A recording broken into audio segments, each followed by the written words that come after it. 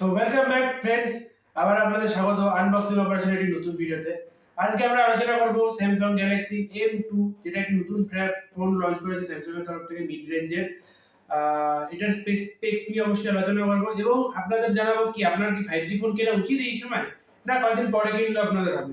তো আমাদের সঙ্গে দেখতে থাকুন, চলুন শুরু করি। I got a funny feeling.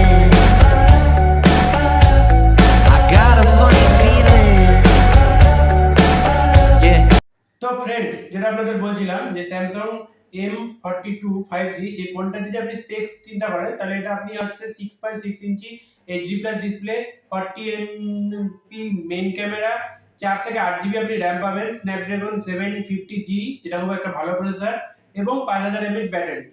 অবশ্যই এটা আপনার হচ্ছে HD+ ডিসপ্লে পাবেন, এখানে স্যামসাং FHD দেয়নি, কেন দেয়নি সেটাও জানি না। অলরেডি এটা মিনিমাম আপনার রেঞ্জ টাকা হয় 20,000 থেকে 22,000 এর মধ্যে আপনি এটা পেয়ে যাবেন। তো 20 থেকে 22,000 এর মধ্যে HD+ ডিসপ্লে সত্যি কি নেওয়া উচিত?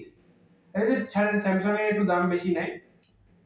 ওটা আপনার ক্যামেরা স্পেক্স বলছি, শুধুমাত্র মেইন ক্যামেরা তো 48 যেটা আপনাকে আগেই বললাম, এর সঙ্গে 8 এমপি হচ্ছে wide angle, 5 MP macro, 5 MP depth, আমরা উন্নতি করেছি 2 এমপি যা 5 লাগিয়েছি।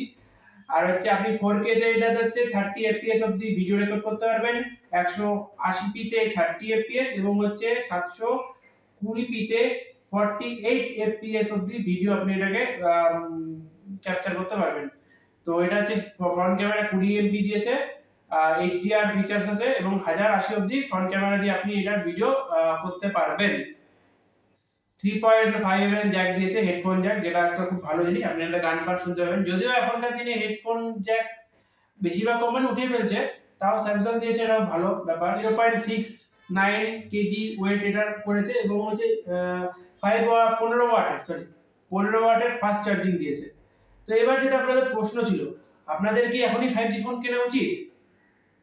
5G ফোন, হ্যাঁ, যদি আপনি 20,000 এর উপর যদি দেখেন বেস্ট বেস্ট স্পেক্স যদি 5G ফোন দেখেন, তাহলে অবশ্যই এটা আপনি কিনে নেন।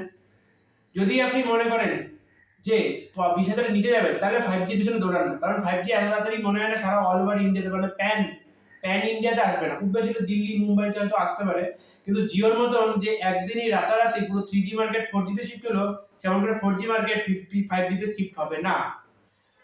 তো সেটাই বলা ছিল যে আপনারা যদি ভালো কোনো একটা ফোন দেখেন যে খুব ভালো স্পেক্স, সেটা 5G, তার মধ্যে 5G রেকমেন্ড করছে, খুব বেশি না 1 থেকে 2,000 টাকা বেশি নিয়ে, তাহলে সেটা কেনেন। কিন্তু কোনো স্পেক্স নাই, কিচ্ছু নাই, শুধু একটা 5G ব্যানার চিপকে আপনার থেকে 25, 26, 30,000 টাকা যদি কোনো কোম্পানি নিয়ে দেখেন, তাহলে এরা আপনাকে ঠকানো হবে। কারণ আর কয়েকদিন ওয়েট করার, খুব বেশি 1 থেকে 2 বছর পরে 5G অটোমেটিক ফোন 15,000 10,000 এর মধ্যে চলে আসবে রেঞ্জে।